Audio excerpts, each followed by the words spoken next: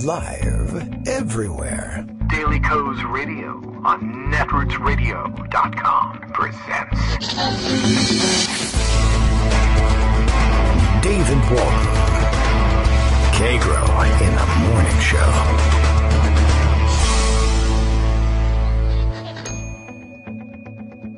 Now, here's David Waldman. Hey, good morning, everybody. How you doing? It is Thursday, January 11th, 2018. I just wanted to say there's no collusion, and everyone knows it. That is between me and anybody organizing a show. At any rate, wow. Yeah, President is, he's awake. It's executive time. He's watching Fox and Friends on television. There's no collusion. That's another thing you need to know. And, yeah, apparently he just found out that the Congress is set to reauthorize the FISA laws, with some revisions, as they usually do these days. And it's a big deal because surveillance is a big issue with this and recent past administrations. And, well, hell, going a long way back, of course, leading to the necessity for FISA in the first place. But that's a story we don't need to tell this morning. But he is pretty sure that this is deep state stuff. He's, I guess, shocked and appalled to find that that very bad law that was used to, as he said, so badly surveil.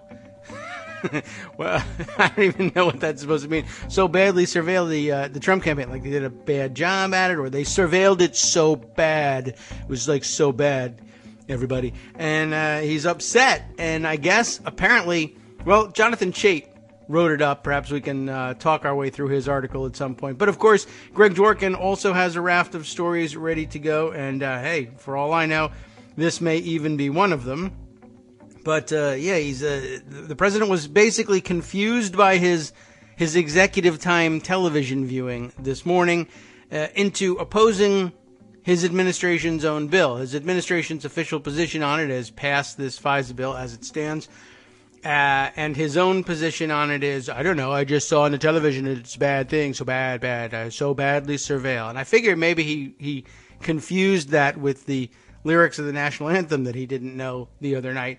It sounds a little bit like it, you know. Well, what's so badly surveil at the twilight's last gleaming? I tweeted it out this morning. I doubt he gets it because, of course, you have to know, like, what do those words mean? The twilight's last gleaming.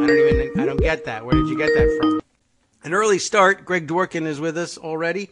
Good morning, Greg. Good to hear from you so soon. Good morning. I couldn't hold myself back from hearing that happy music when I called in. Okay. Yes. Everyone is enjoying the music on the program. I did say in the Morning Post we have sad news about the music for live show listeners. I never get to hear it.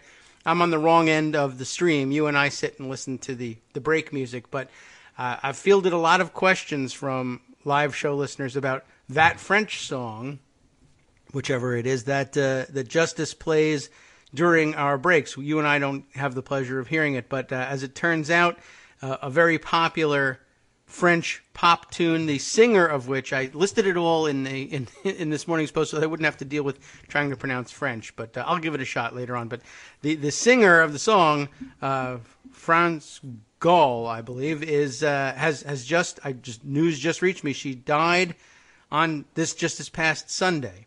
So wow. Sad news for French pop fans and others who just enjoyed the song.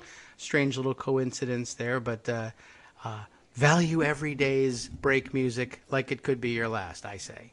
Right. Well, it's funny because I was scrambling a little bit just before the show trying to make sure I got the pronunciation correct for a number of people I'll wind up mentioning, I think. Good for you. That's a good idea. I should try that. Right, which, I'll still mangle it, but at least I want the listening public to know I tried. Okay. That is. So let's start with some basic scratch your head weird stuff. And then I want to spend a little time in depth talking about robots and the election and economic anxiety. Oh, racism too. Oh, all right. Robots. All right. Yeah. Well, that's fine. I'm okay with robots for now. Right? I mean, this is not one of those shows where if I tell you I have to kill you, but it's going to be interesting anyway. Just want to say I love the robots. But let's start with this political article here because it's a process thing, and I wanted to get your take on it if you hadn't talked about it already with Joan at some point. But it's from today. It says GOP may skip budget, kneecapping 2018 ambitions.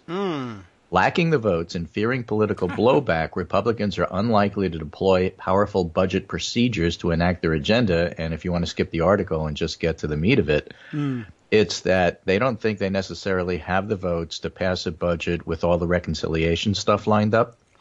And so they can't use that particular powerful budget procedure. And that means they need 60 votes, and that means that they really can't get anything done that they want to do because the stuff they want to do, no way, shape, or form are they going to get 60 votes. Cool.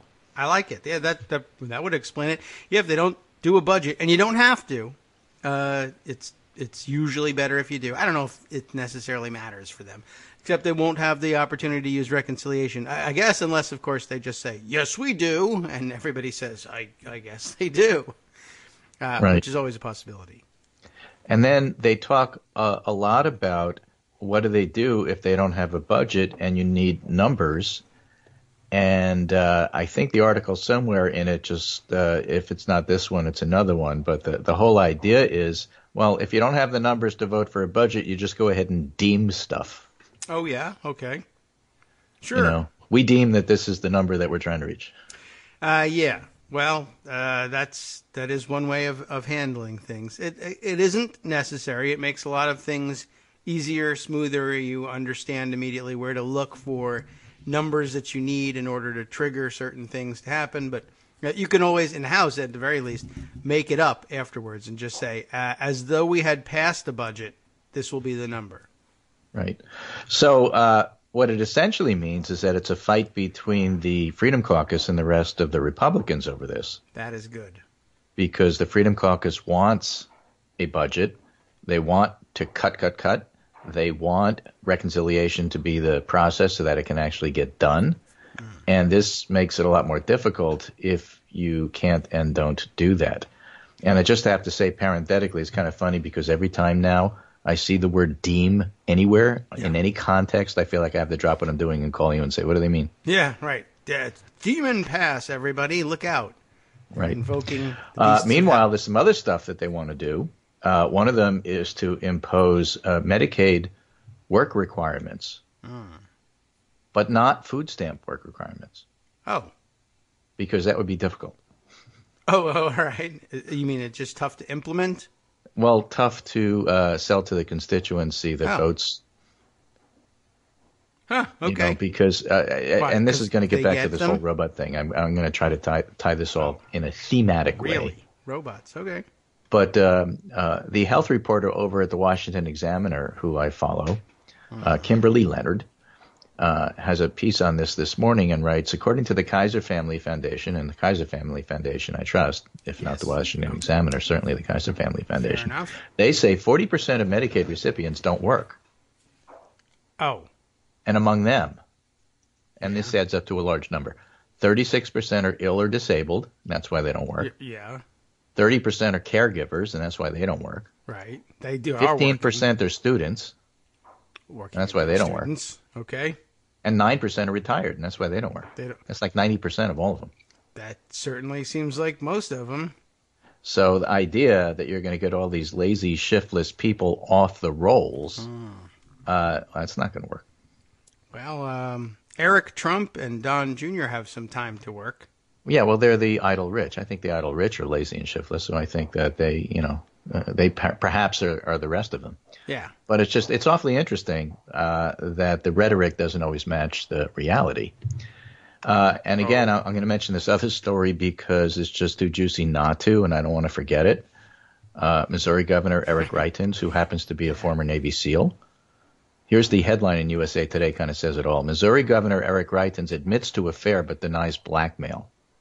I see. Did you hear about that one? Good. I did, yes. SEAL Team Greitens Sex. didn't deny the allegation that he led a woman into his basement, tied her up, blindfolded her, and then took a naked photo of her to use as blackmail. I deny that allegation, too.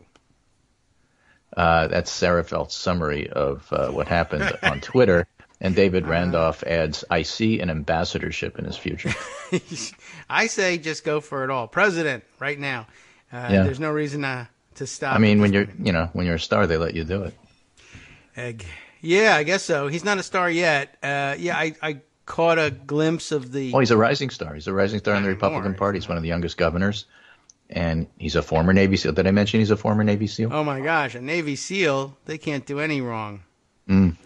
So here's a piece by Jennifer Rubin. Republicans are doing their best to lose the majorities, and mentions, of course, the very interesting retirement, not only of Bob Corker and Jeff Flake, but also of Ed Royce, chairman of the House Foreign Affairs Committee, who I think is the 8th chair to retire, I should say, and Darrell Issa. Yeah, that's in Bill's morning tweet to us for today. Right. So in other words, what you do is you vote for a tax bill that's going to kill California, and then all the California congressmen get out. Yes. Well, if it meant killing California and starting with their congressional representation, I'd feel a lot more comfortable with it. But I think that means it kills the rest of you guys, and then they just collect the money that you leave behind, possibly shovel your corpse out the window and repossess your house. I don't know. I think it was Jameson Foster who said what ICE is going to do is he's going to retire to be able to spend more time playing Grand Theft Auto. He might like that. Remember, he's a car salesman. Sure. That's one way of looking at it. Right. An entrepreneur. Yes, exactly. Moving people's cars to higher values. Yes. We have Donald Trump's actual tweet that you were referencing at the very beginning of the show. House votes on controversial FISA Act today. This is the act that may have been used with the help of the discredited and phony dossier to so badly surveil and abuse the Trump campaign by the previous administration and others, ? And, you read these things, and sometimes you think to yourself, it can't possibly be Trump tweeting. He had a tweet the other day that was tweeted like 3 seconds before he was on stage speaking with, the Norwegian folks. And how could he do that? But at the same time, you read some of them, and they're so dumb that he has to have done them. Yeah, maybe, I don't know, maybe he composes it and then he doesn't, I don't have time to hit tweet, to hit the tweet button. You hit it, Kellyanne. Right. Renato Mariotti, a former prosecutor, notes, someone should tell Trump that when judges sign FISA warrants to authorize surveillance, they make a finding that the target of the surveillance was acting on behalf of a foreign power. Yes. I mean, you're welcome to tell him that. I don't know what good it'll do you, but I hope you'll feel better when you tell him. Exactly right. So, there's all of that. There's a Quinnipiac poll which came out yesterday. Would you say that Donald Trump, is level-headed? People say no, 28 to 69. 28 yes, 69 no. Cares about average Americans, 38-59. Has good leadership skills, 39-59. Is honest, 34-63. Shares your values, 32-65. Is fit to serve as president, 40-57. That last one is the one that I pay attention to the most. And Josh Jordan tweeted those and said, these are some eye-opening numbers. And you can only get those numbers when some Republicans desert you. So it's amazing and sometimes, astonishing and frightening that Trump is able to keep 25 to 30% of the public behind him. And so I just thought we'd take another look at the whole economic anxiety thing because of a new piece that came out yesterday by Thomas Edsall. It's the first one in the whole raft of things that I sent you. Okay. And the title is Robots Can't Vote, but They Helped Elect Trump. Oh. Those kind of robots. And there's a chart. And you look at the chart, and what you see is that it's a chart of where the robots live. So if you want to know where your robot overlords are hanging out and, what zip codes they live in. Yeah, I didn't. Okay, there's a nice piece here. It's by Daron Acemoglu from MIT and Pascual Restrepo from Boston University. Apologies on the mangling of the Turkish name as Acemoglu. Where the robots live, what you can see is that it's heavily concentrated, you ready? Yeah. In Wisconsin, Michigan, and Pennsylvania. Huh. No wonder they had all the Twitter bots working so hard there. They spoke their language. Right. When you look across America to see where jobs and wages have been lost to robotics, machine learning, artificial intelligence, and automation, it's the middle of the country that stands apart from the rest. The accompanying map, produced by Acemoglu of MIT and Restrepo of Boston University, shows the size and scope of the region that's borne the brunt of post-industrial modernization. It's not a coincidence that this map sheds light on President Trump's Electoral College victory. Ajimolu wrote Edsel in an email, economic hardship, as they often do, make the fault lines more salient. Grievances, both racial and against cosmopolitan liberal elites, have played an important role. But basically, if you feel like your jobs are threatened and you already feel that way, then those racial and liberal elite resentments just pop up and get to be that much more intense. And, it just adds to the thing that we know, which is that Trump did a great job in getting more non-college whites to vote for him than Romney, but less college whites. So the Republican electorate has changed.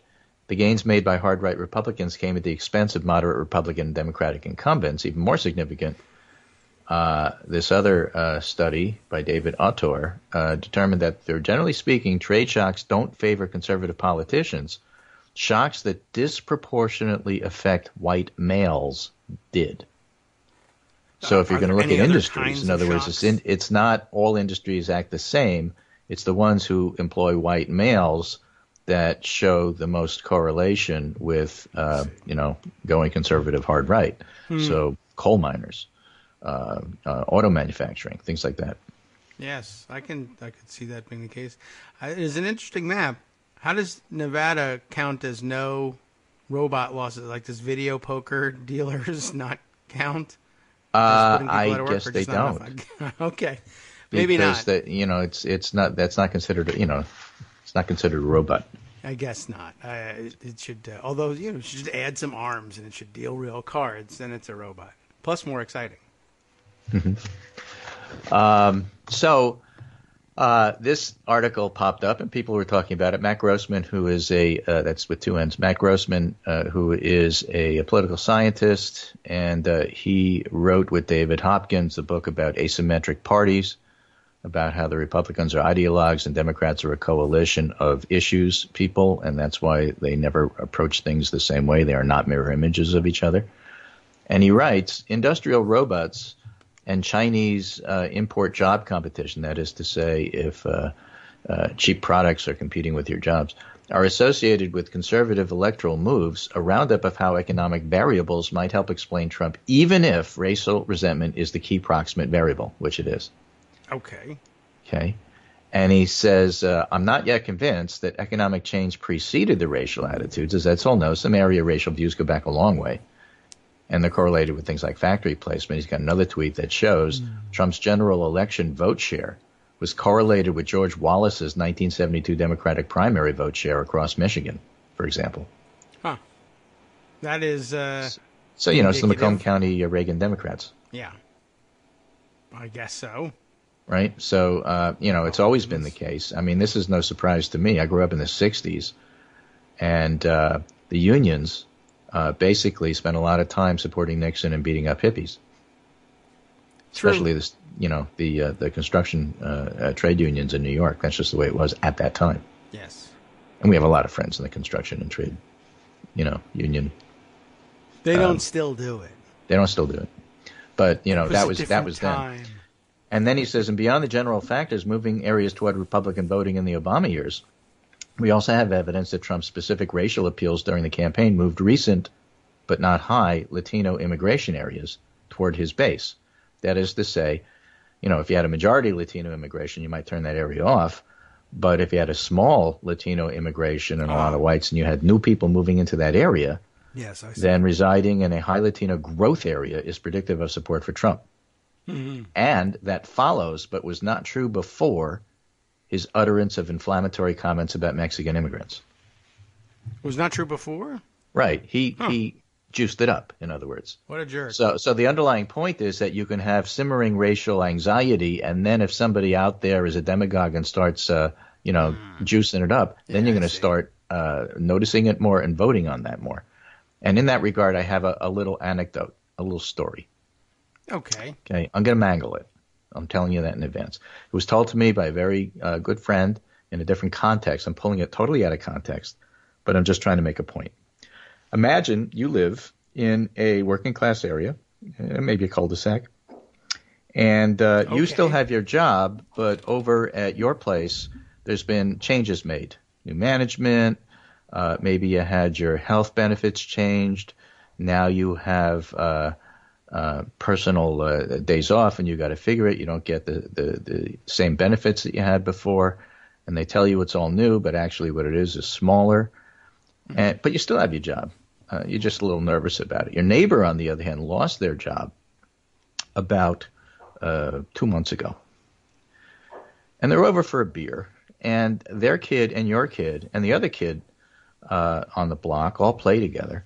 And the other family, who isn't there having a beer with you, is Somali. That's why they're not having a beer. And that kid is friends. All three kids are friends. They all go to the same school. And that kid is just like a superstar in soccer. Everybody loves him.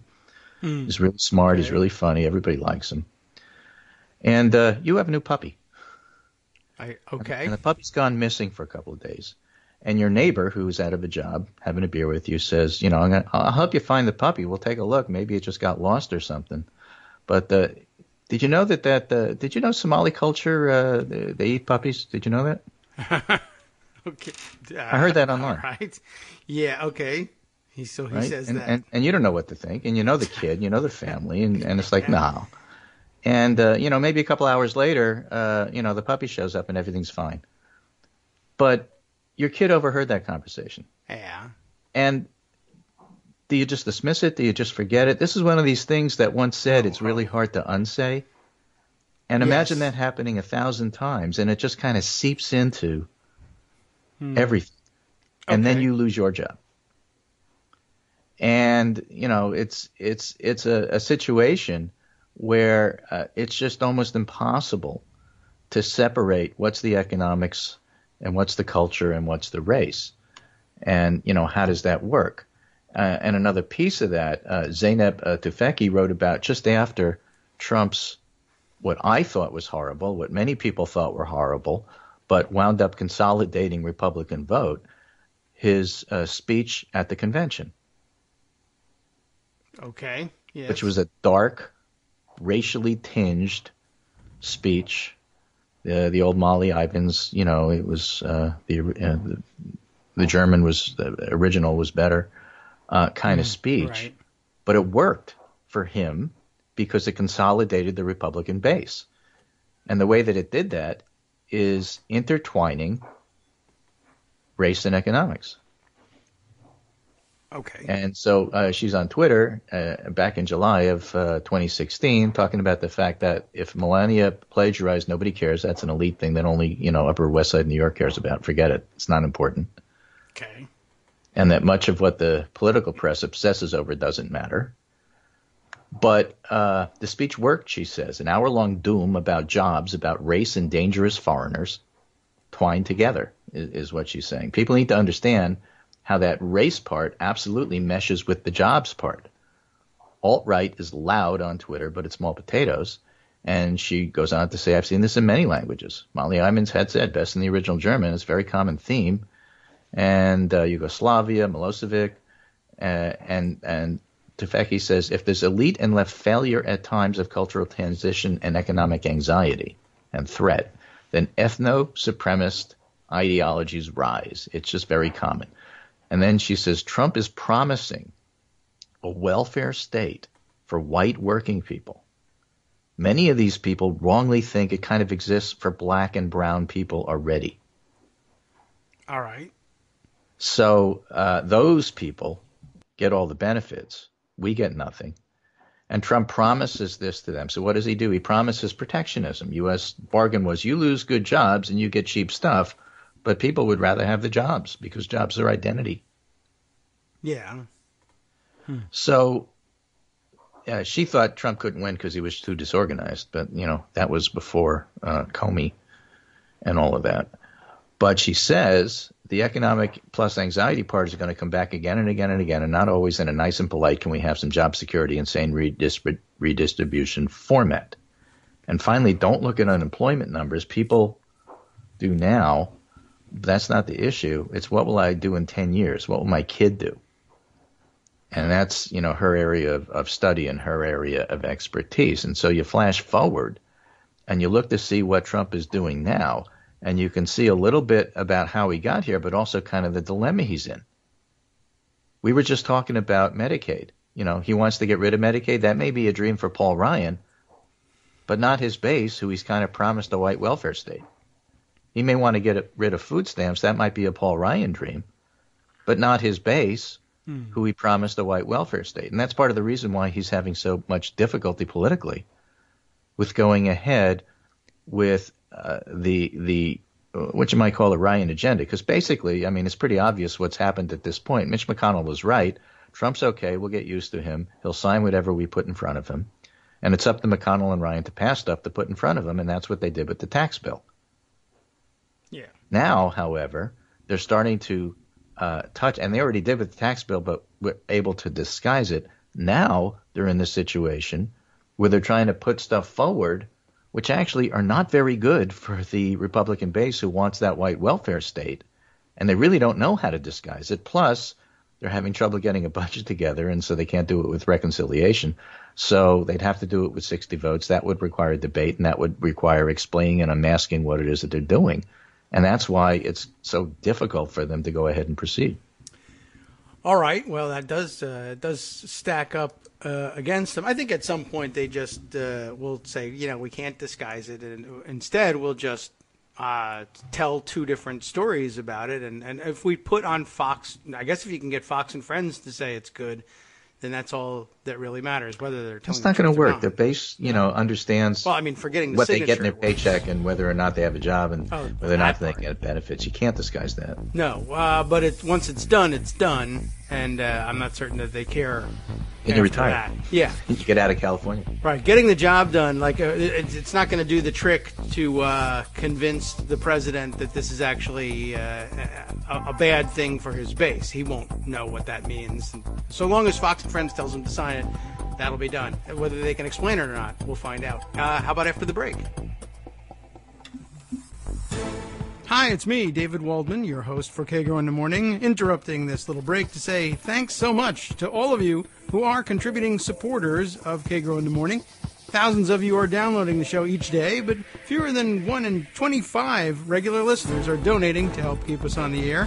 For the money you'd spend on a single 3-minute iTunes song, we bring you 2 hours of great news and entertainment every day, 5 days a week. Patreon.com, Patreon.com makes it easy. You can find us there by searching KagroX or David Waldman or Kagro in the Morning or even Daily Coast Radio in their search box, and you'll be right where you need to be to make easy, recurring monthly contributions to support our show. Once again, thanks so much for your support.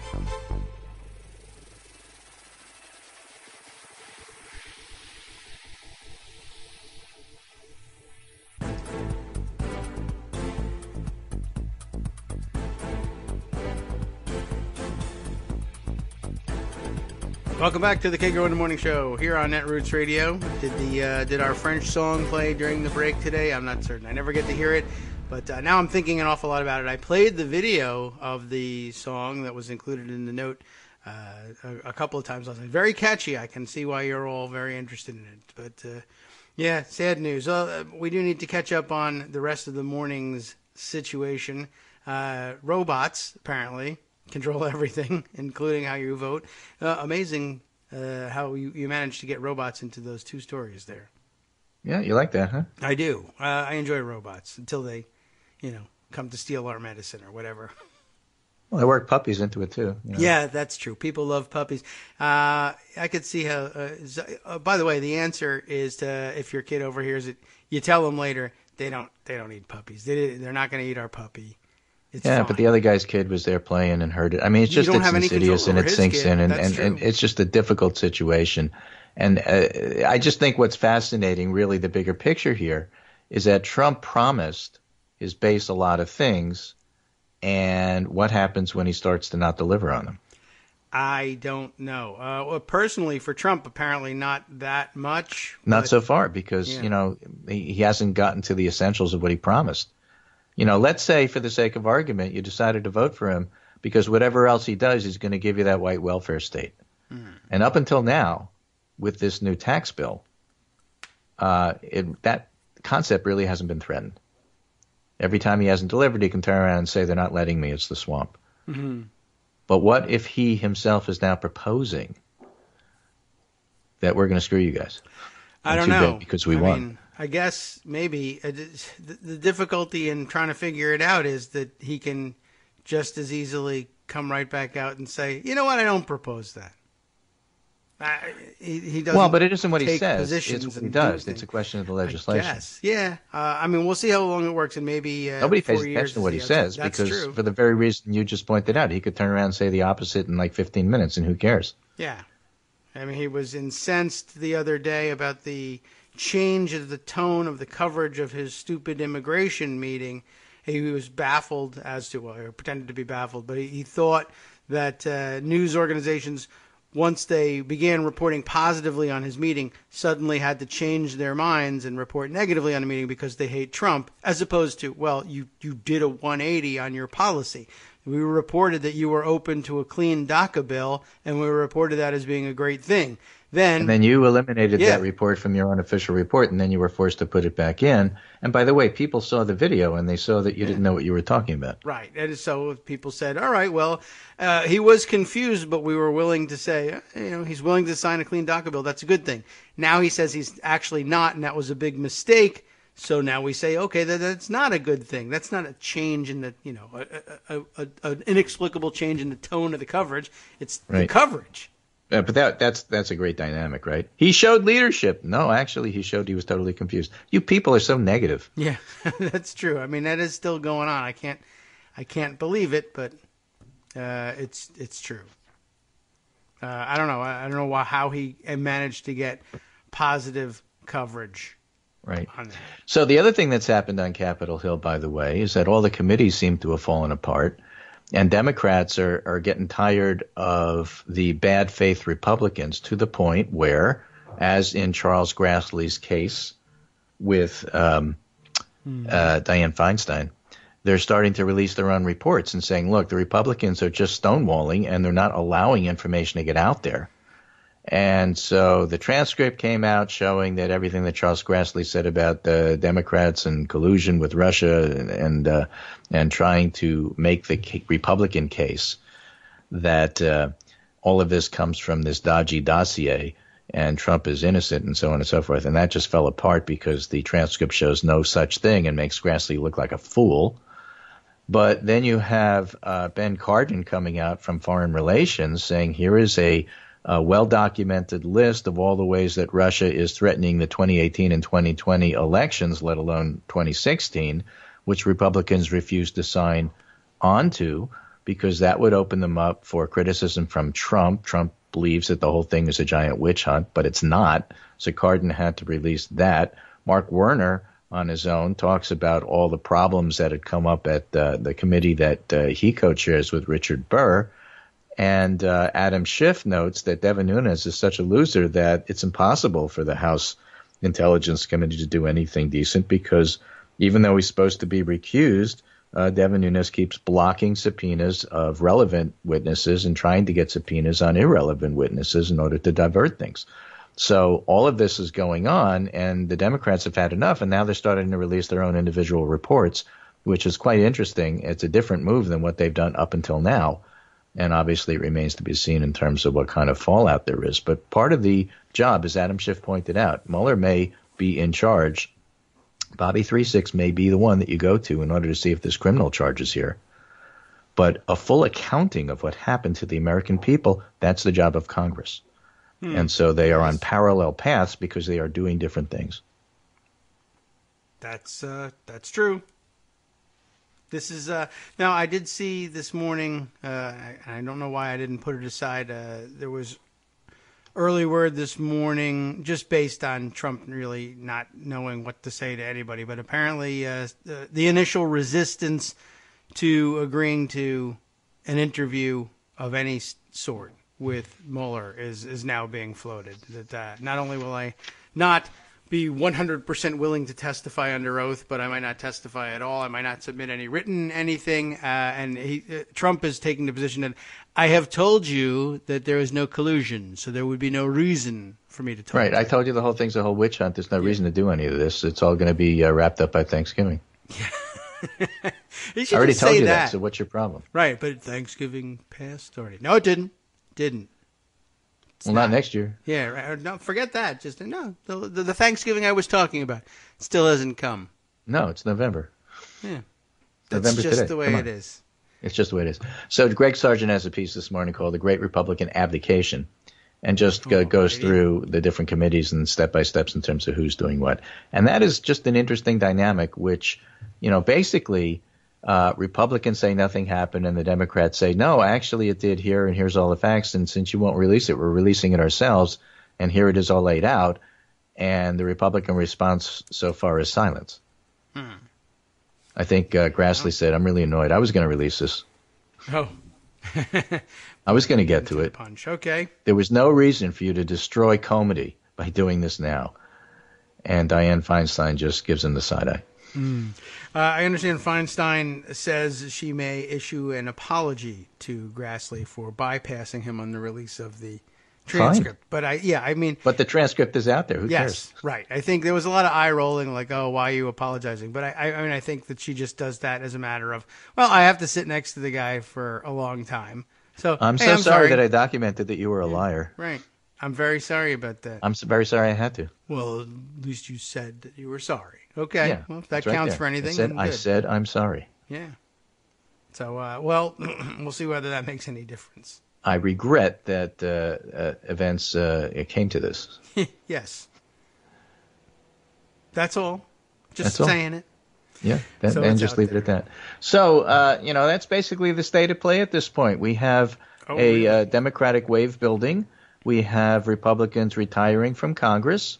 We have them retiring from Congress in odd situations, which is to say, for example, California. We have the noting that Trump won a very narrow election under dodgy circumstances. It's a legitimate win. He won the Electoral College. He did not win the popular vote. And in the areas that won the election for him, it turns out, it's all about the robots. Wow. So that's just a fascinating side to it. The intertwining of economic anxiety and racial anxiety cannot be undone and cannot be untwined. And so keep that in mind as we go forward and think about what to do and how to handle all of this. Now, the better off the economic situation is, the easier it is to handle the racial anxiety.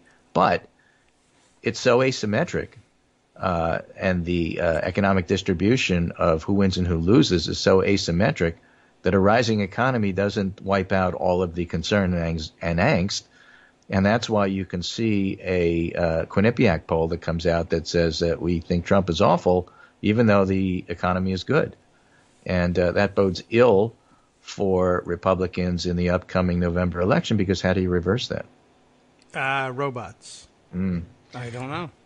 They still don't vote, so it's everybody else that does. And with that, I will end my week with you. This is Thursday, and so I won't be back until Monday. But David has the rest of the show. So this is Greg Dworkin speaking with my good friend David Waldman, Kagro in the morning. I hope your puppy hasn't gone missing. Take care, and we'll be back, and then we'll do it again. Okay, thanks very much, Greg. I got lots to think about robot-wise now for the rest of the week. I appreciate it. And, well, we'll roll forward. That is interesting. That how would you like to think about that out there in the Midwest and Rust Belt, where we were just focusing? Not only did you lose your job to a robot, but I know he says robots can't vote for you or can't vote, but how do you like losing your political opinions to robots as well? You didn't realize that you were being told, essentially a fleet of Russian robots came in and told you that Somalis eat puppies, and you went and voted on that basis. You lost your job to robots, and you gave away your vote to robots. If that bothers you at any point, then you could start thinking about what might you want to do about it. Yes, I mentioned earlier, just by way of follow-up, we can grab, I don't know, whose article should we read about Trump declining to volunteer, let's say, for cooperation with Mueller's interview. We've got a couple of different versions in the headlines. The New York Times, which Armando loves, says Trump sidesteps question on Mueller interview, and he kind of did. And let's see, we have NBC News' take on it is initial talks underway about Trump interview in Mueller Russia probe. And Time goes with President Trump says it, quote, seems unlikely he'll give an interview to Robert Mueller. And let's see, MSNBC says meeting with Robert Mueller leaves President Trump with only bad options. That's the top box of the Google News search on the question. Let's see if full coverage gives us some any more interesting options. I don't think so. But, yeah, this all came up in the context of his joint press conference with who? Is this the Norwegian visiting dignitaries from Norway here? Is this the prime minister? Who is he there with? That's usually who you'll see up there on stage in situations like this. But, of course, we're giving zero attention in this news coverage that I'm looking at to who's standing next to him. I'm sure if I look it up and ask instead of Trump and Mueller, I ask for Trump and Norway, they would be happy to tell me exactly who he's standing there with. But, yeah, basically, should we see if we can go and get the language with which he declines to cooperate? Let me see if I can grab that. I've pressed one too many buttons here. Let's see. I guess it would only make things worse to look at the New York Times on this question. How about that Time piece? It sounded interesting. I like the headline of that one. President Trump says it seems unlikely he'll give an interview to Robert Mueller. They have some auto-playing video on here. We'll see if we can't quash along the way. But let's see. President Donald Trump says it, quote, seems unlikely that he'd give an interview in special counsel Robert Mueller's investigation. Ah, yes, there he is, arms crossed, showing how comfortable and not guilty he is in his answer. Seems unlikely he'd give an interview to Mueller's investigation into potential coordination between Russia and the Trump campaign. Trump said, we'll see what happens. When asked if he'd provide an interview to Mueller's team, thank you for informing us. We'll see what happens. You have eyes. You'll see what happens. Trump, let's see, went on to say, when they have no collusion and nobody's found any collusion at any level, it seems unlikely that you'd even have an interview, Trump said Wednesday during a joint news conference with, the Prime Minister of Norway. They don't tell us who she is, but, what her name is. But, that's how we handle women in this country. Well, okay. She's, what does her husband do? Anyway, the special counsel's team of investigators has expressed interest in speaking with Trump, but no details have been worked out. Trump's lawyers have previously stated their determination to cooperate with requests in the probe, which has already resulted in charges against 4 of Trump's campaign advisors. Trump called the investigation a phony cloud over his administration. It has hurt our government. It was a Democrat hoax. Pretty soon he'll declare it, of course, a national security issue. I really have no doubt about that. Trump's words differed from what he said at the news conference in June, of course, shortly after fired FBI Director James Comey told Congress that Trump asked him for a pledge of loyalty. Trump denied that and said he'd be 100% willing to tell his version of events under oath. He said he'd be glad to speak to Mueller about it. The comments come after Trump had already lashed out at the investigation on Twitter Wednesday morning during executive time, urging Republicans to take control of the inquiries and repeating his claim that they are on a witch hunt. There was no collusion. Everybody, including the Dems, knows there was no collusion. And yet, on and on it goes, he tweeted. Russia and the world is laughing at the stupidity they are witnessing. Republicans should finally take control. They control both houses of Congress and the presidency, of course, but I assume he means take some other kind of control, right? We don't know. Of course, he just really means quash the inquiries entirely. But he is partially right. I will give him that. The world is laughing at the stupidity they're witnessing. But I don't think he gets what we mean by that. Let's see.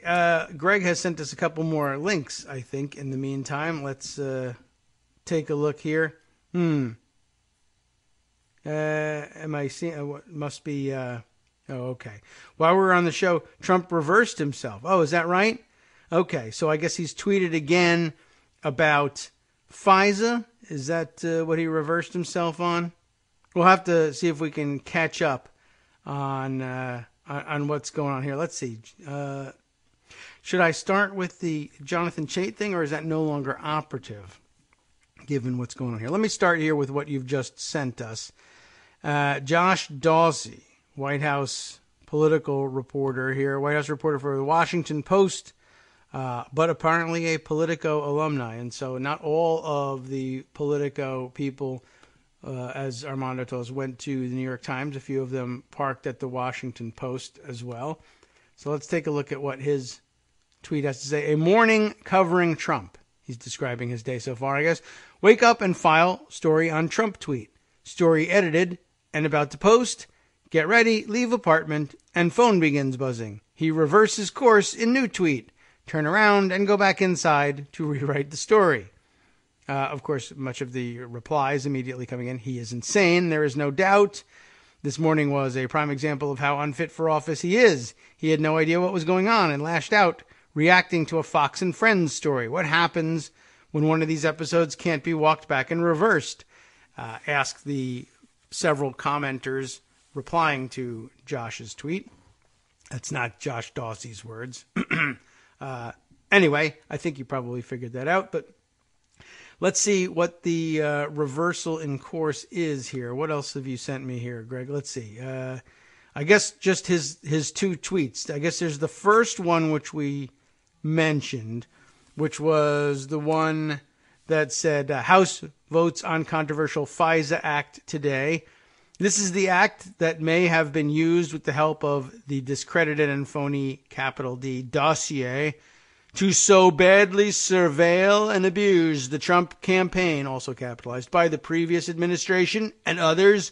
Inexplicable question mark? And then I guess there's more now. He now says, with that being said, I have personally directed the fix to the unmasking process since taking office, and today's vote is about foreign surveillance of foreign bad guys on foreign land. We need it. Get smart. And, well, I guess that's supposed to mean I understand everything that's going on now and have a very, smart brain and stuff. Here's what actually, went on this morning. I mean, the reason he had to come back out and try and correct himself, I think aptly summarized by Jonathan Chait in New York Magazine, and headlined, Confused Trump Tricked by Fox News into Opposing His Own Surveillance Bill. And, of course, I see it has now been updated. But this was tweeted around also this morning by Daniel Dale, who was saying, yeah, this isn't snark, this headline. This is what actually happened this morning. It's an accurate representation of how the morning went for Donald Trump during his executive time. During his morning executive time, Chait begins, President Trump took a well-deserved break from his long hours of document study to watch Fox News, which he absolutely doesn't have time for and doesn't do. The segment featured one of the talking heads urging Trump to oppose the House bill reauthorizing the Foreign Intelligence Surveillance Act, FISA. The president immediately tweeted out his alarmed confusion that the House was apparently on the verge of approving the very law the sinister deep state had used to tap, T-A-P-P, tap, his phones. Remember that one? And then he proceeds to tweet out this one about so badly surveil, et cetera, et cetera. Why, yes, he's asking responding to the apparent question, is this the bill? He actually just says, this is the act that may have been used to so badly surveil. Well, yes, it is that bill. Ideally, Trump would be posing questions like this to his own advisors rather than to the entire world. The president's alarm was unfortunate, since the Trump administration strongly supports reauthorization of this law. It has sent its highest-ranking security officials to lobby Congress for reauthorization and reiterated its endorsement of the law as recently as last night. And, just in case anybody else is confused about this, The reason being, of course, is that FISA is utilized in the context of investigating and hopefully preventing international terrorism. And Donald Trump loves to stoke panic about terrorism and foreigners of all sorts, and particularly Muslim foreigners. And in other words, when you use FISA to surveil Muslims and foreigners and bad guys, it's absolutely fine. And in fact, it's absolutely essential. And he wants anything he can. He wants to do anything he can to strengthen that power. Of course, one of the downsides of surveilling foreign bad guys is that foreign bad guys bankroll the entire Trump organization operation and probably largely bankrolled the entire Trump campaign operation. They certainly bankrolled it to the extent that Donald Trump paid anything towards his own campaign operations. And he was rather stingy about that. So I suppose that's the silver lining in terms of the outright criminality of it. Far less Russian money laundered through the Trump organization ended up financing the Trump campaign than Trump threatened was going to be the case. But that's because he decided to keep the money for himself and instead use your money, Trump supporters, to do the bulk of this work for him, so that he could just keep the payoffs from Russian mobsters for himself. I suppose he's done us all a big favor. Now, anyway, the reality is, if you're going to surveil foreign bad guys, you're going to end up surveilling Donald Trump's money supply. That he doesn't like. And he can't really differentiate between the two. So all he can do is say, "That's bad when they surveil me, or people who are paying me money. But if the money is being paid to other bad guys other than me, that's a bad thing, and we got to surveil it so badly." So that's the position. That's basically it. Just as is his position on everything else. We got to raise the taxes on the bad guys. Except for me, I want my taxes lower. We got to drill for oil everywhere. We need oil. We need oil. We need oil and gas. And it's offshore. And we got to do it. Except don't do it where my beach house is. My Mar-a-Lago club is my crown jewel. I just can't have ugly, ugly oil things happening near the beach, where my very wealthy, very successful leaders of American society vacation with me. And I would never hear the end of it. So drill everywhere else. There's probably not even any oil or gas near Mar-a-Lago. If there was, I would already own it. I would already have sold it. So don't worry about it. Drill elsewhere. That's actually true, of course. Florida got a waiver from this new policy opening up the offshore drilling opportunities everywhere in America because, of course, they depend on their beaches for their tourism. Now, everywhere else that depends on their beaches for their tourism can go screw themselves unless Trump owns an oceanside property there, in which case you're saved. But that's another story. Back to the FISA story Jonathan Chait had written up here. The source of Trump's confusion may be that he has taken seriously the Republican talking points about the deep state, failing to realize that it's disingenuous propaganda designed to cover up misdeeds by his campaign. Republicans don't actually object to the counterintelligence functions of the government as a whole. They merely want to discredit their specific application to the Trump campaign's collusion with Russia. They don't want the president blowing up the bill right before the vote that they labored carefully to assemble. But then, frankly, they probably don't really even care about that. What's more, the executive time snafu comes at a delicate moment in his presidency, and this is worth making the point of. The news media has turned its attention to the question of Trump's mental capacity. Trump staged a meeting with Congress to discuss immigration policy, other than an unfortunate moment where he endorsed a Democratic proposal that's totally at odds with his own putative stance and completely unacceptable to his party. Other than that, though, Trump completed the occasion without further embarrassment, as far as we know.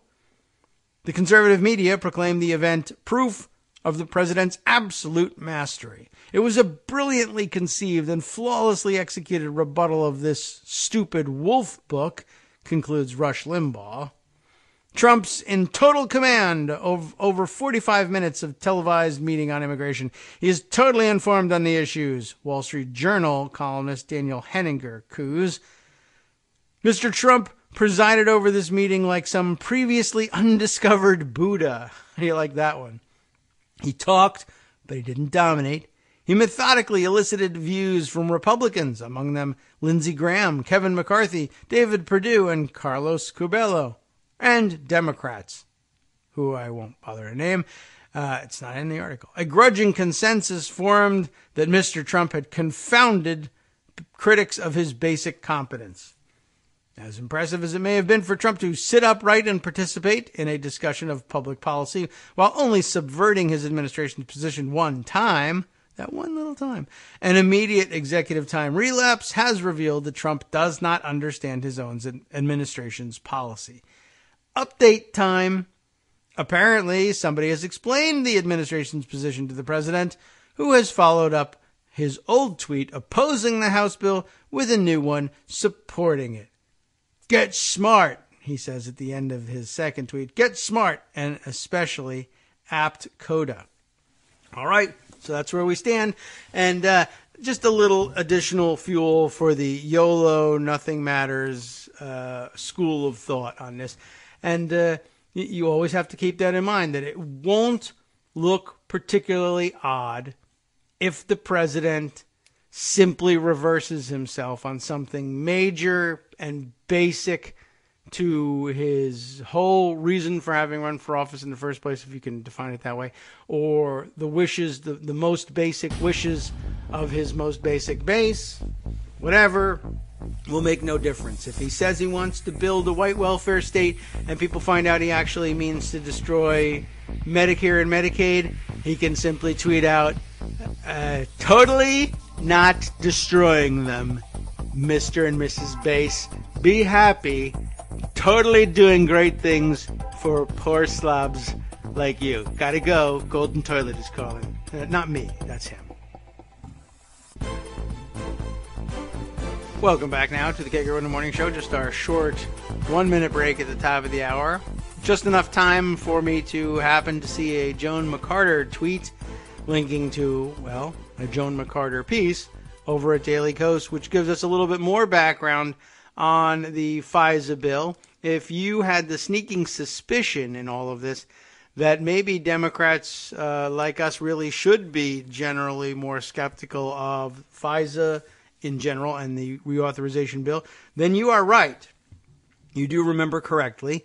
And what grabbed my attention here was Joan tweeting in reply, in fact, to a long discussion going on here with Trevor Timm and including Armando in the mix there, and somehow Nancy Pelosi gets her name in the mix as well. Joan saying Democrats have a very good argument for postponing consideration of this FISA bill. As Adam Schiff pointed out this morning, Speaker Pelosi, rally your troops against it. That's not the first introduction of Pelosi into the discussion here. But just going back to take a look at the chain of events here, this Twitter discussion. Trevor Timm is the one kicking things off here, executive director of Freedom of Press. So Freedom of the Press organization here. Keith Ellison, he tweets, has a strong statement opposing an extension of NSA warrantless surveillance powers, which will be voted on this week.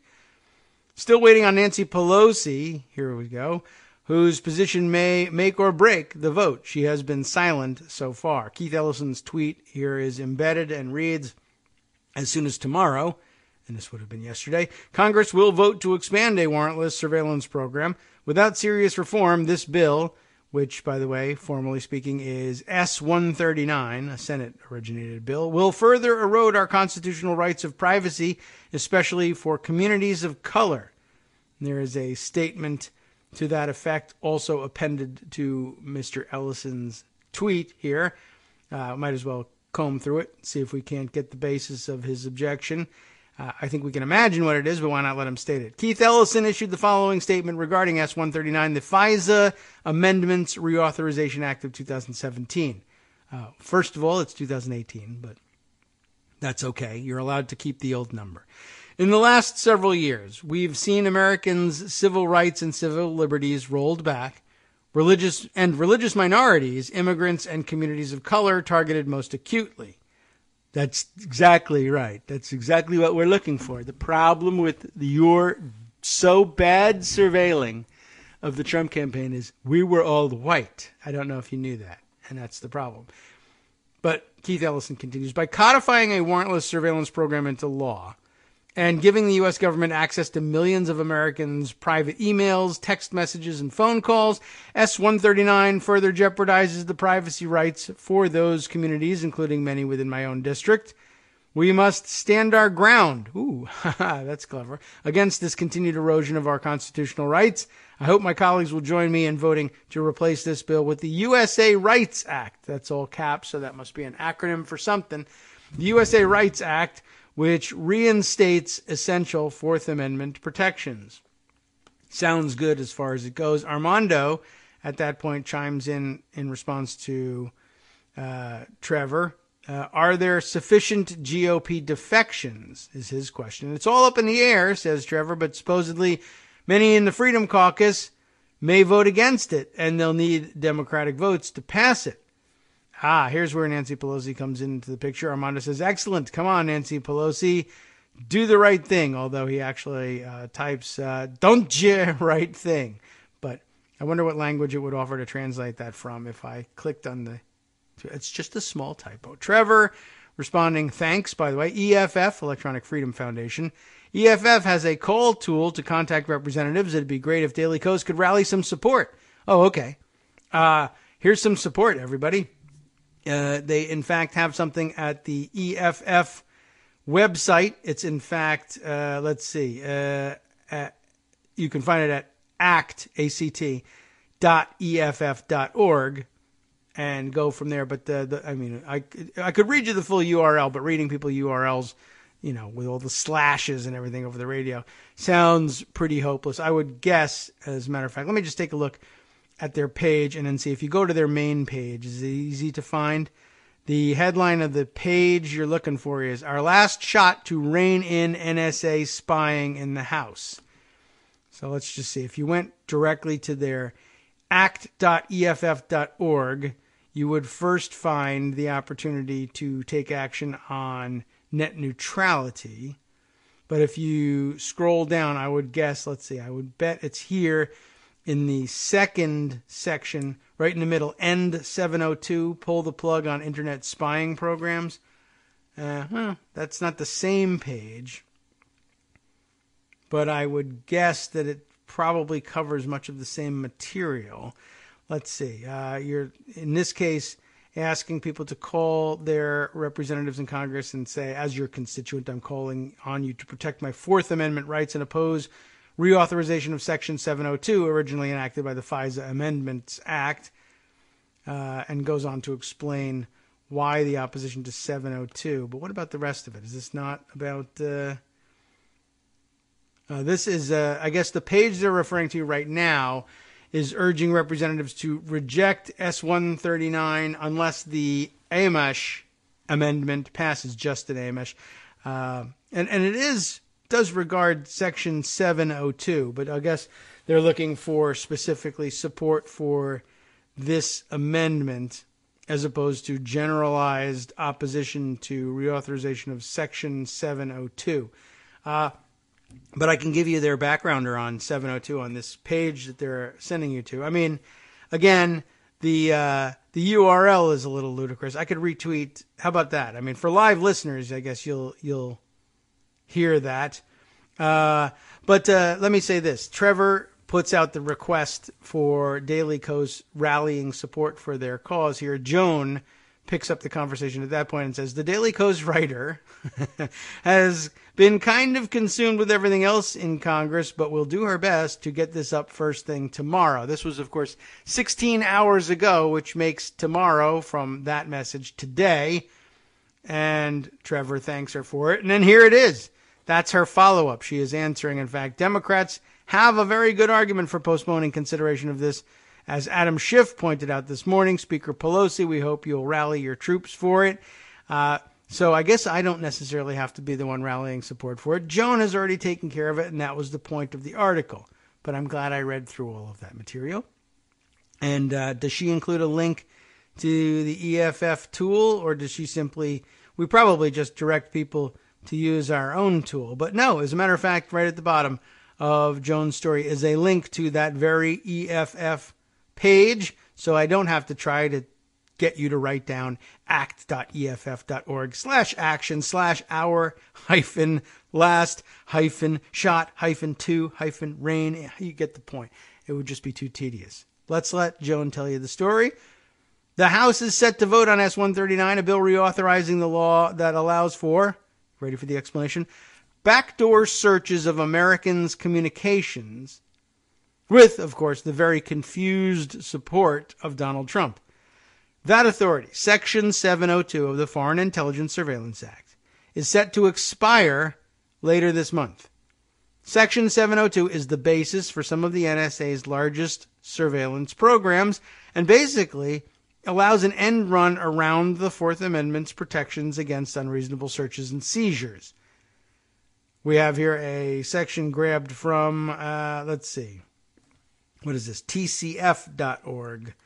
Writing on this. What is TCF.org? The Century Foundation.org is what Joan is leaning on here for another more in-depth explanation of 702 and its importance. Section 702 is important because it allows intelligence agencies to intercept electronic communications on U.S. territory, in U.S. territory, let's say, for foreign intelligence purposes without prior approval of a court, a practice that has been outlawed, had been outlawed for decades. Of course, it's been brought back post 9/11. Under that legal authority, the NSA scoops up international communications as they pass through large internet switches in the United States.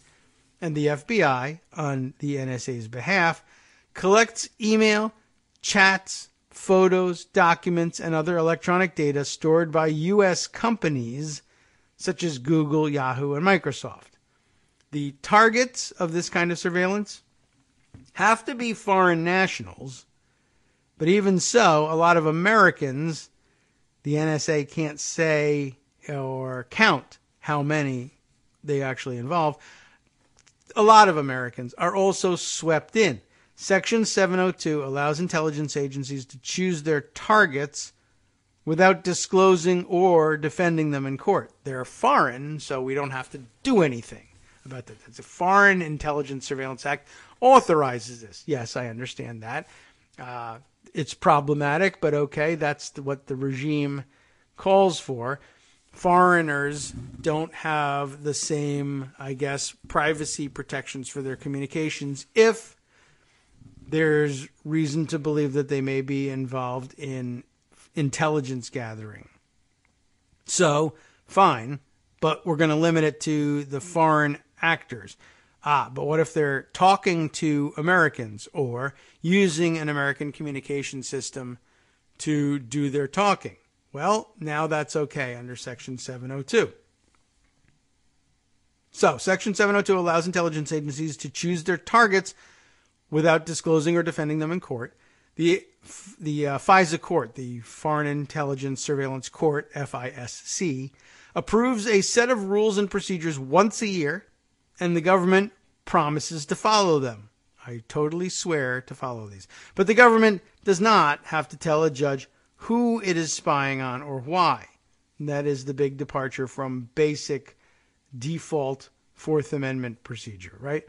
It lets the NSA collect the contents of emails, personal photographs, spreadsheets, business documents, and video streams without a particularized warrant from a judge. All of that stuff gets sucked into a number of databases that can be searched and read by law enforcement, including the FBI, without a warrant, which it does. So frequently, in fact, Joan tells us, that they liken their trawling there to doing Google searches. The bill in the House today gives a nod towards closing the loophole, but a meaningless nod. It still lets law enforcement comb through all that data and then get a warrant once they have enough information to launch a formal criminal investigation. That's clearly not good enough. The passage of the bill isn't entirely clear, even though they've brought it to the floor. That doesn't necessarily mean anything. The used to, but it doesn't under this House leadership. Several Freedom Caucus members, including Representatives Justin Amash, of course, of Michigan, and Thomas Massey of Kentucky. Amash has an amendment, in fact, that would gut S-139 and replace it with a good bill, the USA Rights Act, although here not all caps. So maybe it isn't an acronym entirely. We'll have to check it out. There might be enough Republican opposition to S-139 to actually get this done. So there you go. Take a look at Jones' story. Once again, right up on, is it on the front page yet? I don't know. I'll take a look and find out, but it's written by Joan. You should be able to find it. House to vote on NSA surveillance bill legalizing loophole that lets FBI spy on Americans. Posted just at 9:56 this morning. Fresh news for those of you following along. Mark Sumner is right now writing on the subject of Donald Trump on FISA with a fantastic photo that illustrates the piece of him peering out from giving us the side eye along with the American flag. Don't give the side eye to the American flag. Respect the flag. Get that son of a bitch out of here right now. Isn't that what you're supposed to do with people who kneel? Mark Sumner telling us what's happening this morning.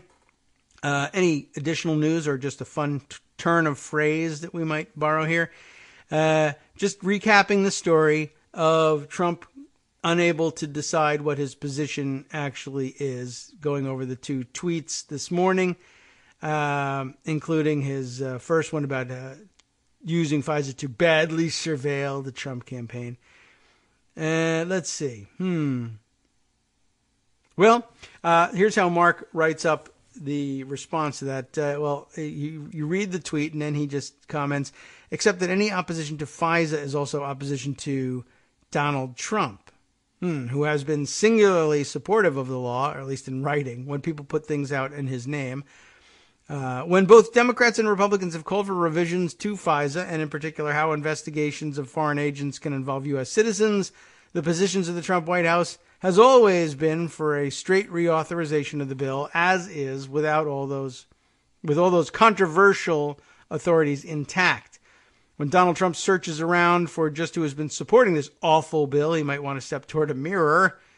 Trump's White House, of course, has been aggressively lobbying for renewal of the bill, and steely-eyed Donald Trump has a very strong response to the idea of amending the one part of the law that whiner Donald Trump is complaining about. In a statement late Wednesday, Press Secretary Sarah Huckabee Sanders said the administration, quote, strongly opposes the amendment, Amash, and called for it to be rejected. Can we get a segment on Fox and Friends stat? Trump needs to know what he thinks. And so that pretty much sums it up for you. Yeah. Looking around here, I see that you won't find Jones' piece on the front page just yet, though I'm sure it's due for an appearance sometime soon. But you can, of course, find. I'll bet you it may even be rising rapidly up the recommended list. As a matter of fact, as we speak, it has just popped onto the front page within the last minute or so. Fantastic response to the show here by the folks at the head office in Berkeley. All tuned in, listening live, and they know that thing needs to be immediately moved to the top of the front page in order for everyone to act on the call for support for the Amash Amendment and opposition to S-139. I think that they had that all planned anyway. That's okay. We can pat ourselves on the back for being extraordinarily timely in all this. Let's see. What else have we got here? Oh, Empty Wheel tweeting on the subject. Always, she's quite the expert on the 702 program, and it's the hypocrisies sometimes surrounding its survival, its renewal, its reauthorization. She's got a statement of sorts here. She's attributing to Pelosi a statement that says, I don't consider it, 702, a reform bill. That doesn't really tell us that much about how she'll be voting on it, but she's open to criticism about it, and that's a starting point. We'll take it. Okay, let's see. Other important items for the day. Let's see. There is a very good, another good write-up of it from, let's see, a slightly more critical voice on 702 than my generalized opposition voice. I mean, Joan knows what's going on with it legislatively and has followed this stuff for years now. And I try to stay abreast of it, but at this point, there's so much happening, I can only watch it peripherally. And you see, even Joan has some of the same difficulties. Empty Wheel, of course, lives and breathes the stuff, and you should absolutely catch up with it with her. The Intercept, too, if you're a fan, has got its own piece on this today. I was alerted to yesterday by Ryan Grimm. The piece is actually written by Alex Emmons. NSA surveillance bill would legalize loophole that lets FBI spy on Americans without a warrant. I think you'll find perhaps a little bit more detail in the long read as posted there. I will include a link to the piece for you, for those of you listening either to podcast or waiting for our summary with all the links to articles that we use. I had put that aside for consideration, but I think we've actually covered the topic for the day. And we've been able to do it with daily coast writing instead of going outside. So I like that as well. Let's see. Other fun and interesting topics. We kind of have to sort of do some lightning roundup. Maybe we'll cull from the headlines here on a couple of top news items. Let me throw this one out there. File this, I guess, in the nothing weird is going on, so don't worry about it file. I got two stories that fall hard into that category, and a third that maybe we can use for some segue back out into the wider world. First of all, the Daily Beast had a story the other day that deserves some mention. Let's see. Spencer Ackerman, another of our favorites, had written this one up. Again, in the nothing weird going on here, look away file. White House official floated withdrawing U.S. forces to please Putin.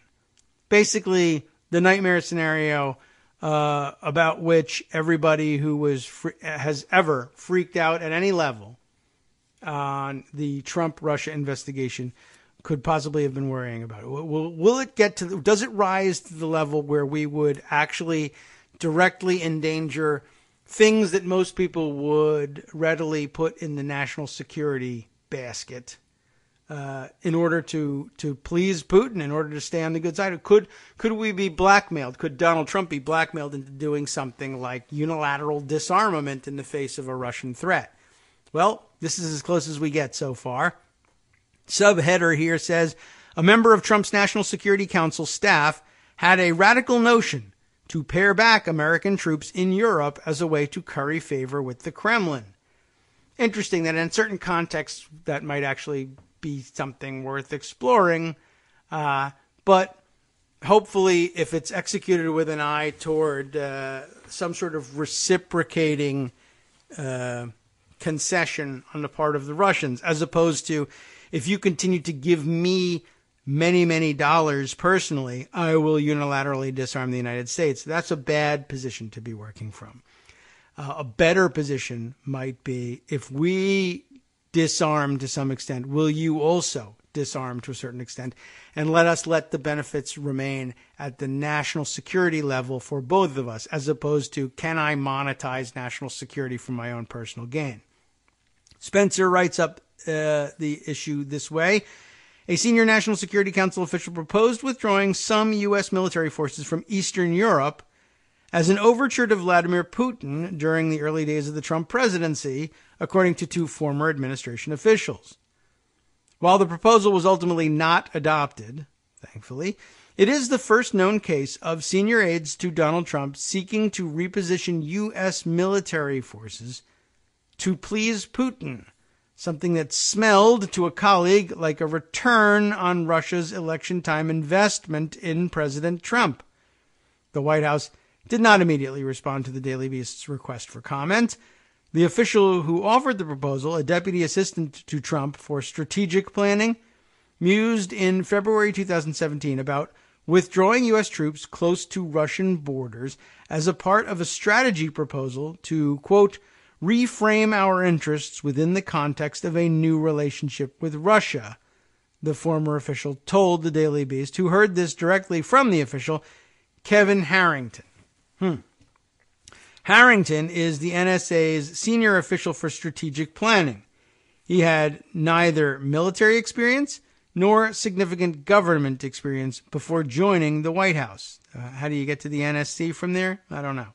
He did, however, we're about to find out how. He did have an influential credential as a managing director for the Thiel Macro Hedge Fund.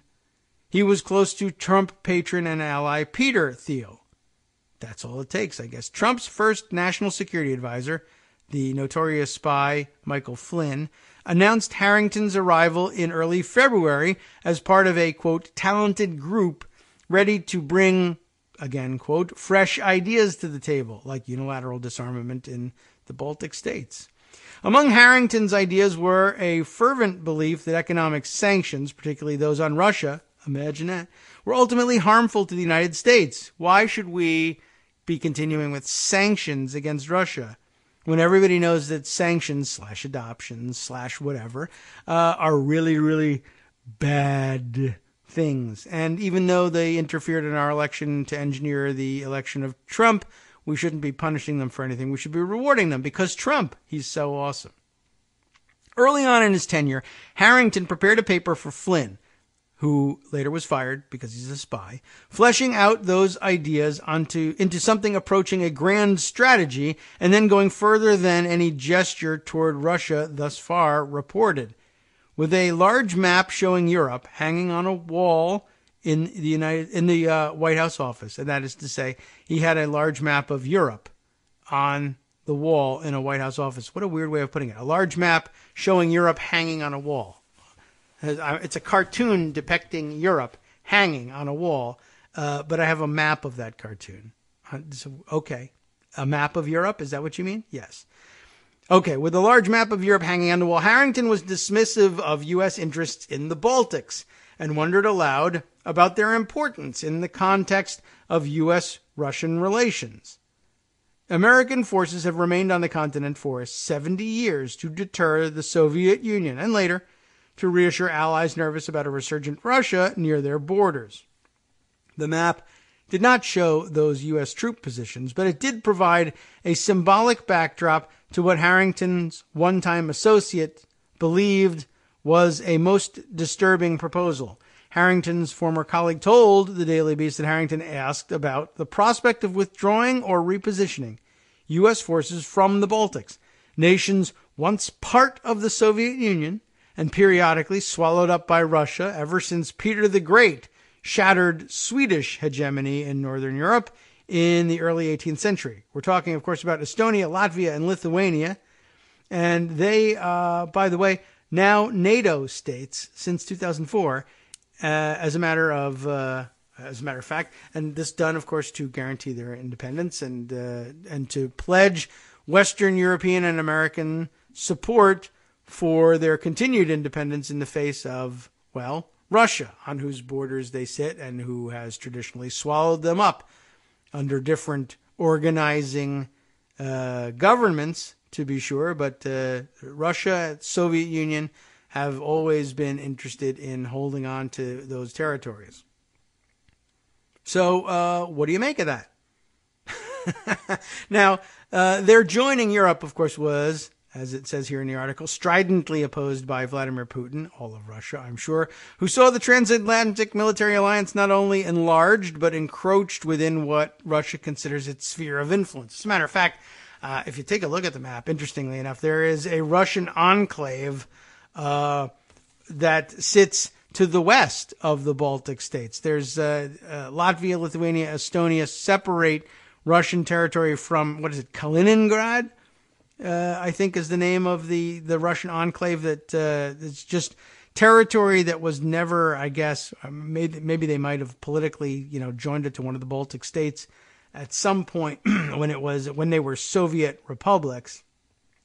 But that remains under Russian control. So there's actually, these things sit in between Russia and its non-contiguous territory of Kaliningrad. So it's an automatic security issue for them no matter what happens, NATO or not.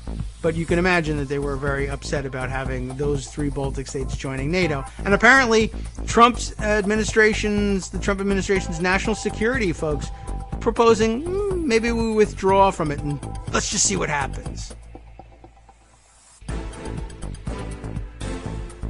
Welcome back now to the Kagro in the Morning Show here on Netroots Radio. We got to begin reading again with an eye toward wrapping things up. Of course, we have the Friday show ahead of us, still available to add in some more details, other stories we have missed.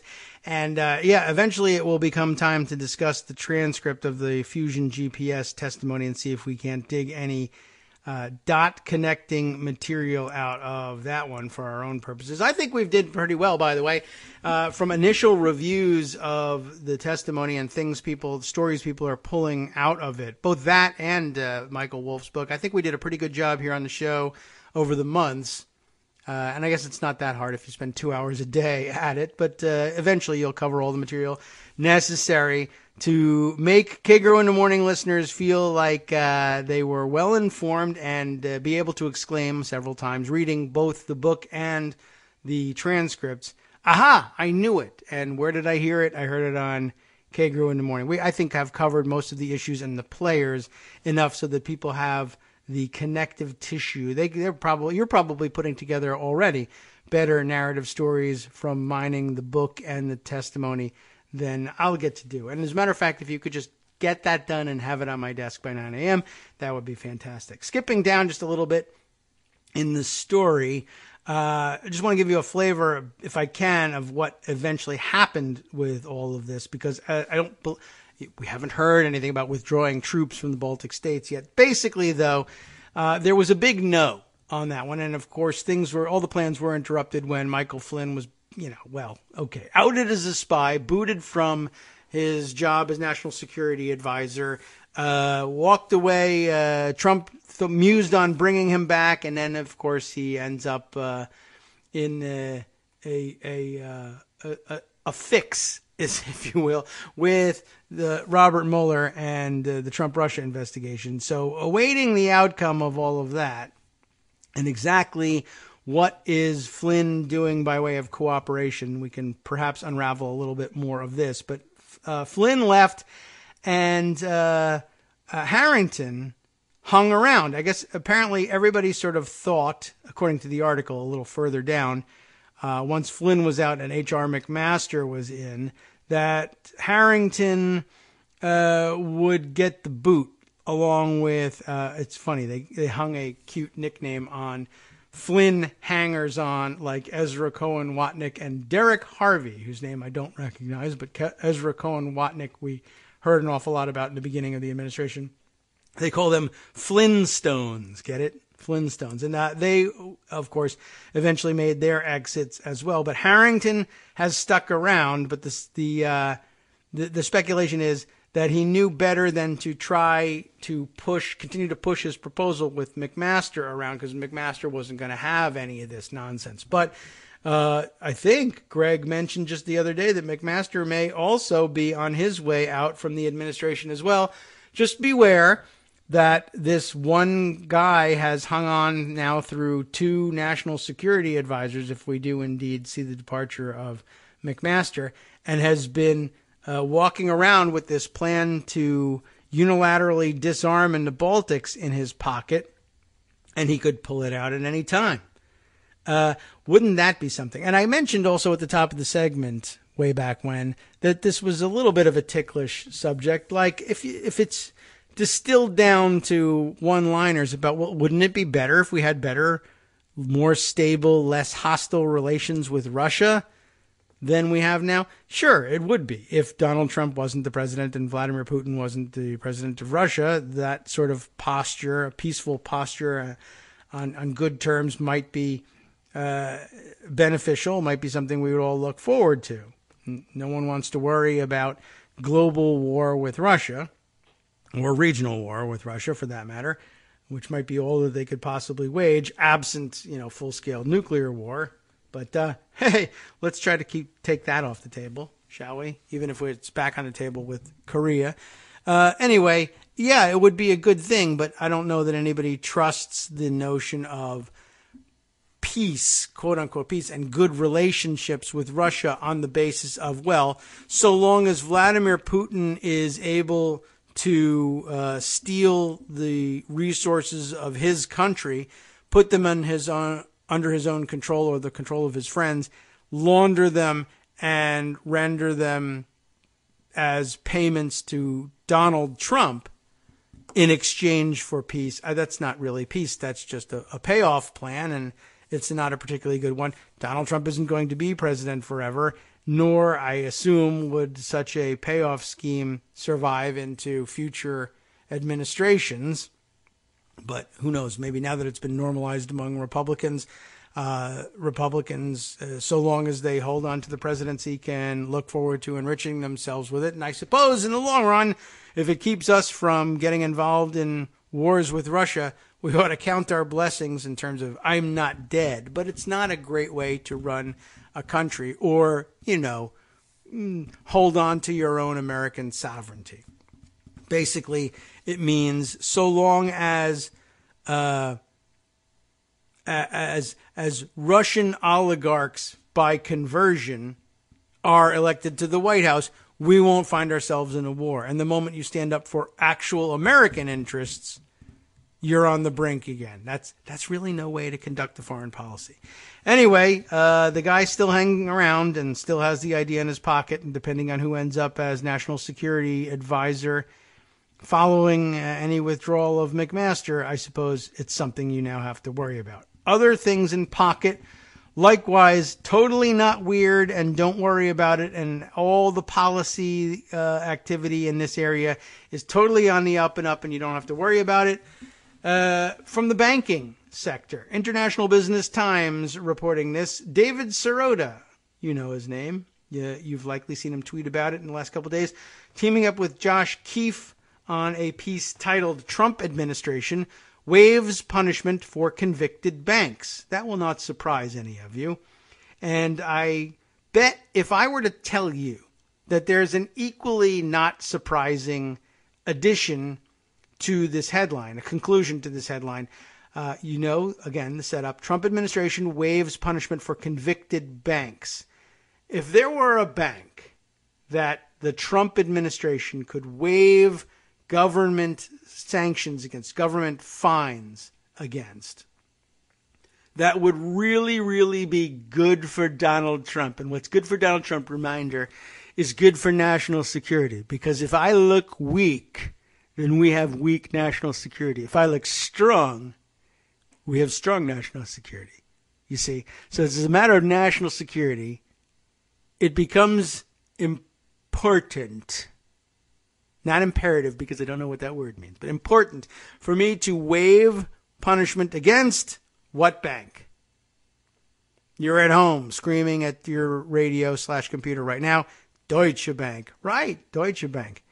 Deutsche Bank, which Trump owes millions of dollars. Wouldn't it be great if you're Deutsche Bank and Trump owes you millions of dollars and you know Trump doesn't have millions of dollars to pay you, and even if he did, he wouldn't pay you because why? Screw you. Wait a minute. Are you suggesting that in this scenario I have millions of dollars and you don't have, well, you do have millions of dollars. I have millions, you have millions. And I'm supposed to just give my millions of dollars to you? Yes, well, you borrowed those millions. They're not yours.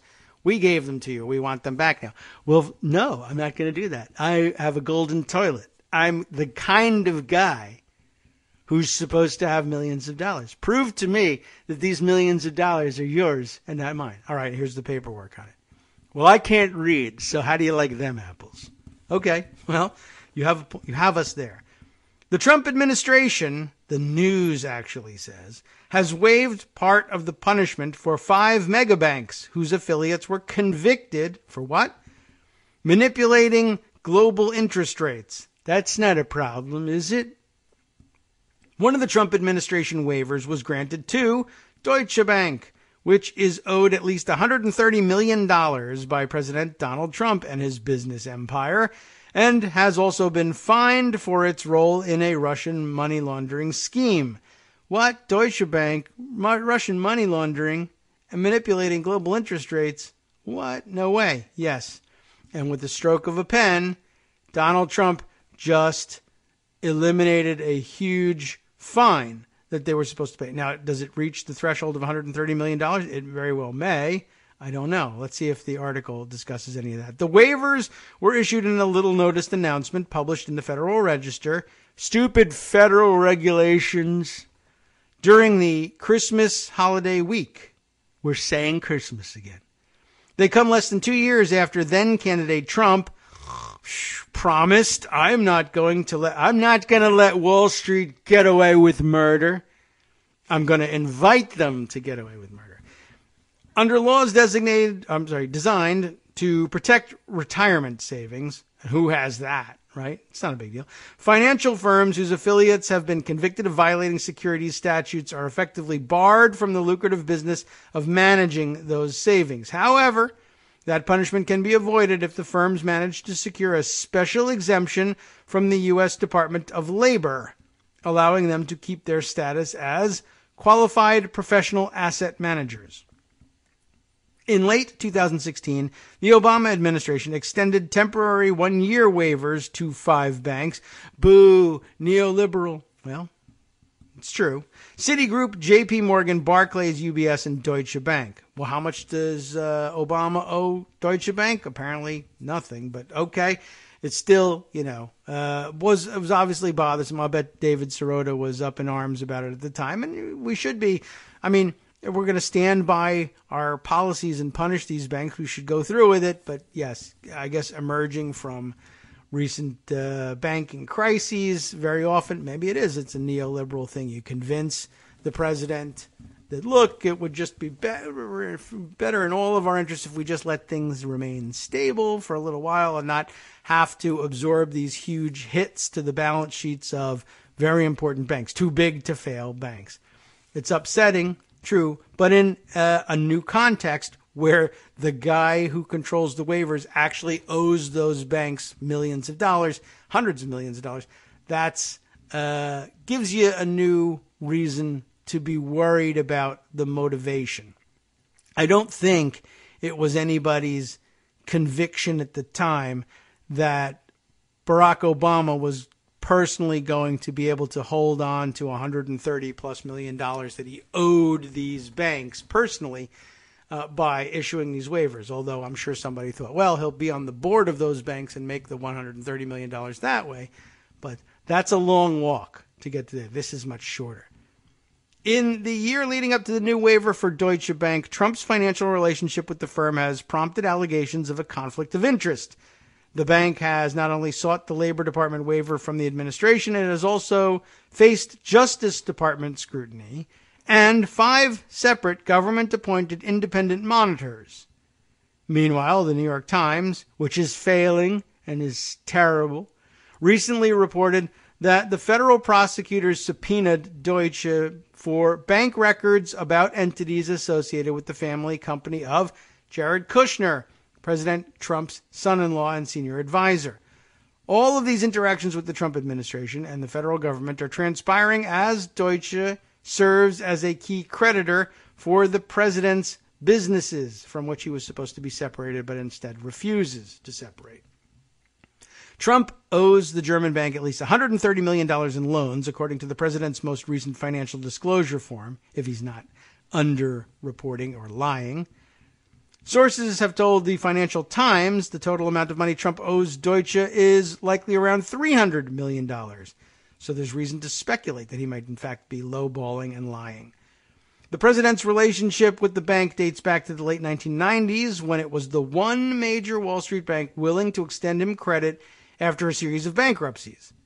In 2016, the Wall Street Journal reported Trump and his companies had received at least $2.5 billion in loans from Deutsche Bank and co-lenders since 1998. The relationship has had problems. After the financial crash, Trump defaulted on a $640 million loan from the bank. Deutsche brought Trump to court and the famously litigious real estate mogul countersued for $3 billion in damages, claiming the financial crisis was a force majeure event that Deutsche Bank helped create. But the rift was short-lived, the parties settled, the loan was repaid, and Deutsche was soon, lending to Trump again. In December, Bloomberg and others reported that the bank had turned over financial records to Special Prosecutor Robert Mueller after his office subpoenaed the records as part of an investigation into possible collusion between the Trump campaign and Russia during the 2016 election campaign. Trump's lawyers have called that reporting inaccurate. We have confirmed the news reports that the special counsel had subpoenaed financial records relating to the president are false. Really? Attorney Jay Sekulow said in a statement, no subpoena has been issued or received. We have confirmed this with the bank and other sources. Less than 3 weeks later, the New York Times reported federal prosecutors had subpoenaed Deutsche Bank records related to the White House senior advisor and Trump's son-in-law Kushner and his vast business holdings. There is no evidence those subpoenas were related to Mueller's investigation. Aha. So maybe Sekulow is right / wrong. The subpoenas came less than a year after Deutsche Bank was fined, here's the number finally, $425 million, by New York State. There's not much he can do about that, for laundering $10 billion out of Russia. There is something he had to do with that, but he might not be able to make New York State waive its fines.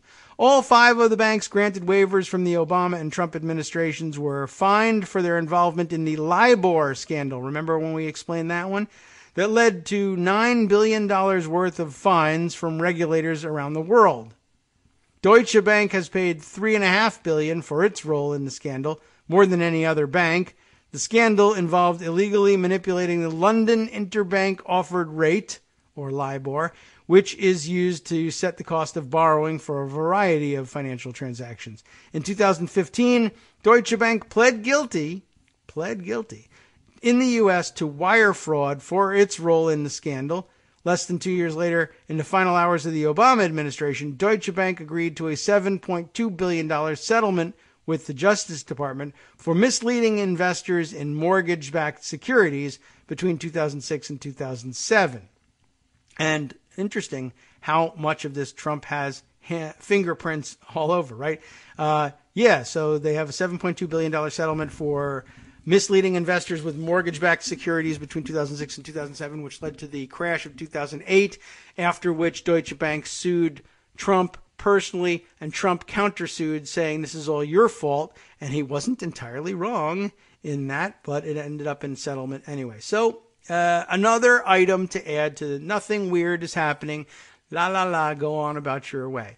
Trump-Russia collusion leads to a proposal to disarm unilaterally in the Baltics.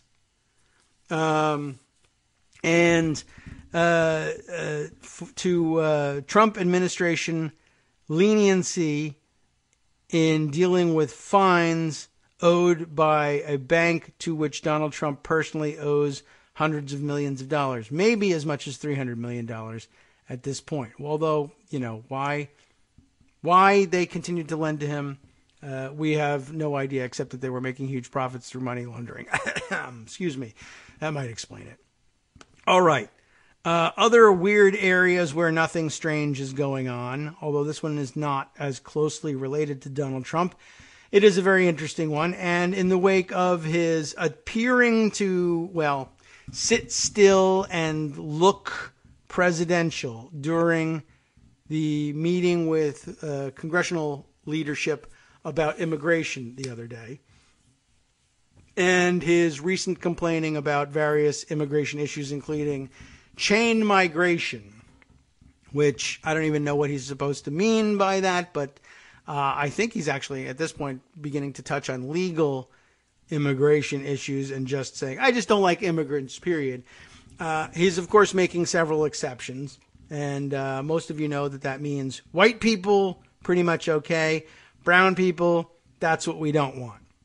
But there's a very special class of white people that he seems pretty okay with, and this, too, relates to stories we have read about before, including the little the little Russia that has cropped up down Miami way and is largely populated by Russian immigrants / still Russian citizens who just migrate back and forth, but who make their homes in Trump-branded buildings in a strange, weird cluster down in southern Florida, which, once again, exempted from all the fracking because nothing those Russian oligarchs hate more than drilling for oil and gas within their site, right? Obviously, they're all only there as wealthy oligarchs because they've been exploiting the gas and oil resources of Russia.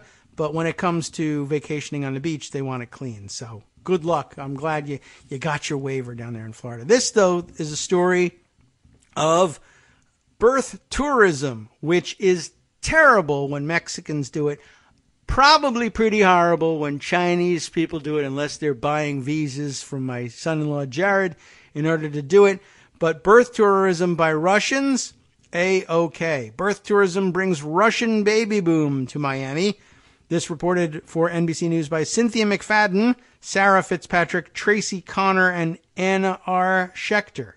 It's an all-woman lineup there. At first, I'd say, good, congratulations, working together on a big-time headline. And then I realized, probably like an editor somewhere. I wouldn't be surprised to find out a male editor somewhere said, pregnancy story. Ladies, here you go. I don't know. Maybe they asked for that story. Anyway, here it is. I'm creating problems where there are none. Lured by the charm of Little Havana. Sure, yeah. Or the glamour of South Beach, some 15 million tourists visit Miami every year. But for a growing number of Russian women, the draw isn't sunny beaches or pulsing nightclubs, until after they give birth anyway. Then it's fine. It's a U.S. citizenship for their newborn children. Anchor babies, as people like to derisively describe them when they are anti-immigration. In Moscow, it's a status symbol to have a Miami-born baby, and social media is full of Russian women boasting of their little Amerikantsy. How do you like that? And wouldn't it be, what could be better than having one in a Trump-branded building? It's really common, said Ekaterina Kuznetsova, 29 years old. She says, when I was taking the plane to come here, it was not only me, it was 4 or 5 women flying here. And of course, they're women of a certain class. We should be clear about that. Ekaterina was one of dozens of Russian birth tourists that NBC News spoke to over the past 4 months about a round-trip journey that costs tens of thousands of dollars and takes them away from home for weeks or months. Why do they come? American passport is a big plus for the baby. Why not? Olesia Reshetova, 31, told NBC News. By the way, the piece is illustrated with a video on why Russian mothers-to-be are rushing to Florida to give birth. It's a 4-minute video. I can't play it all the way through, but the thumbnail photo from the video is of 5 Russian women. I guess they document their trip. They have before and after pictures. They're posing in their bathing suits on the Miami beach, showing their pregnant bellies. Very nice picture. And very cute that later on there's an after picture with the 5 of them also posing now with their newborn children.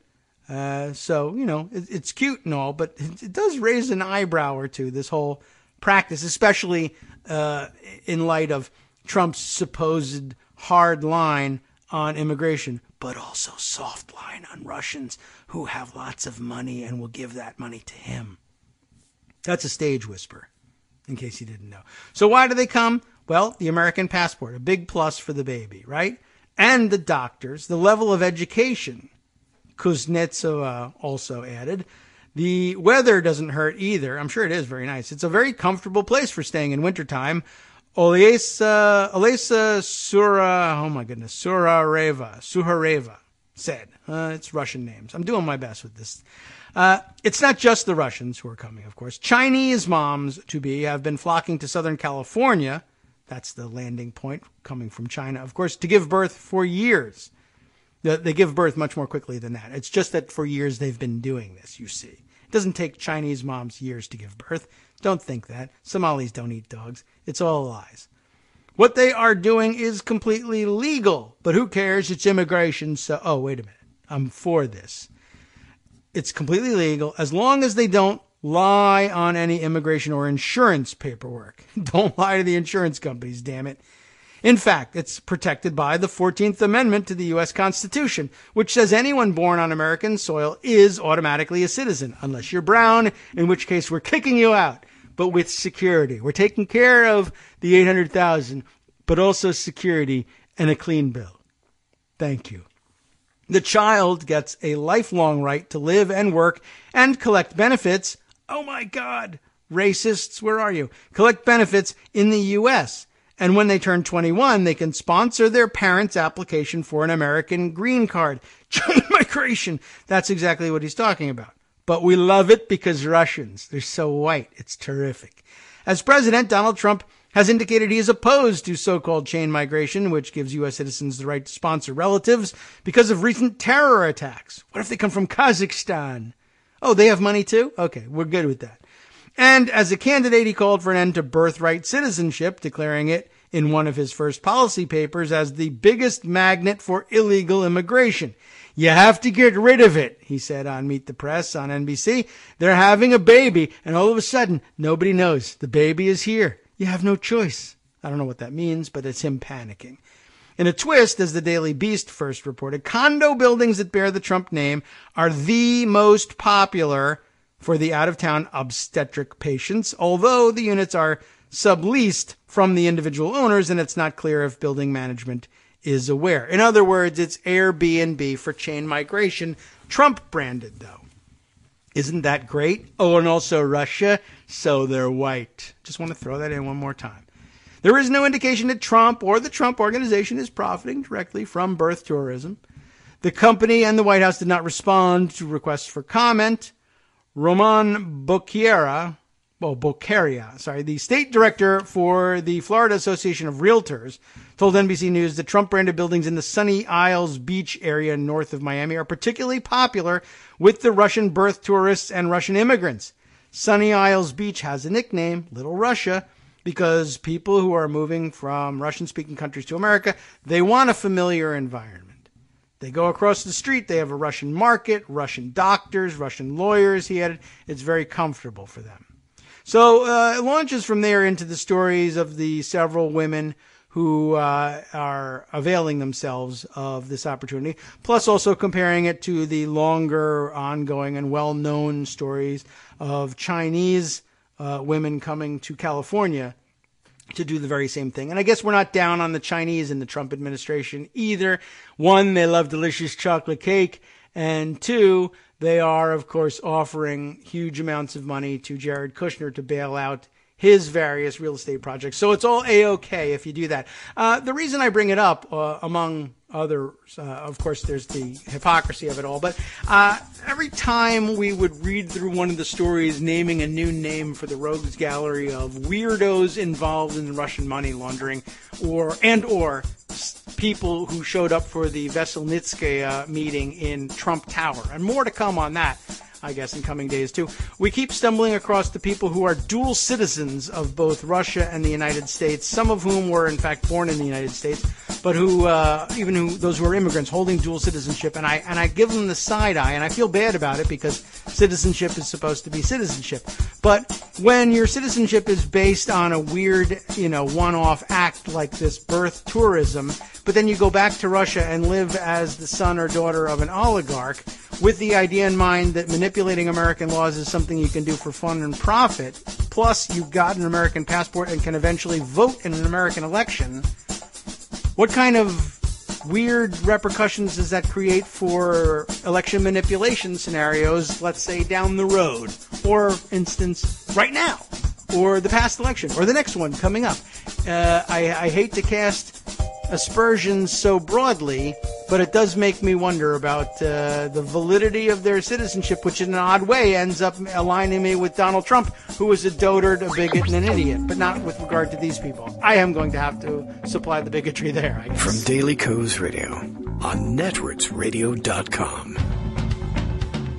You have been listening to the Kagro in the Morning Show with David Waldman. Once again, unfortunately, shortchanging justice in the West Coast Cookbook and Speakeasy, which comes up next right here on Netroots Radio. I can just summarize things by saying stay tuned, because he always has fantastic collections of news and stories that we have sometimes passed over or ignored, and lots of the esoterica that he pulls up for your attention too. Stay tuned.